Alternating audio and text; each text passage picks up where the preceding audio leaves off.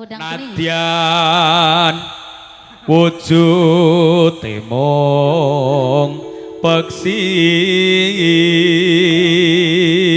walau hanya berwujud burung. ya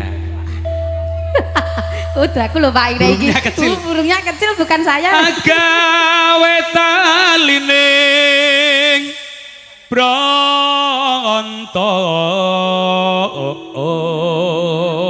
Burung itu yang membuatku jatuh cinta. Iya. Wah, iya.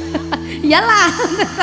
halus manis tur ati apa Hah? apa Alus manis tur tur meraati. apa Oh nyenang Nah. kayak leres Pak. kelangenan ya Pak Sayang. tandangi is waswenggon kule lono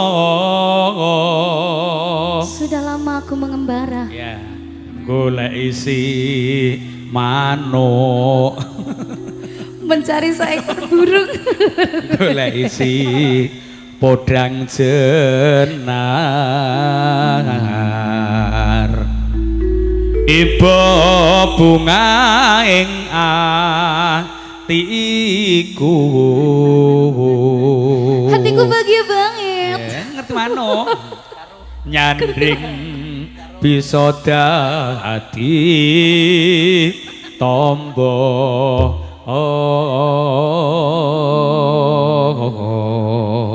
Itulah kepuasanku. ya Wah. kan sangginan entertainment minangkani saking Bapak ingkang asta omong tamu ngesaken podang kuning. lumantar iis mangga Isu awane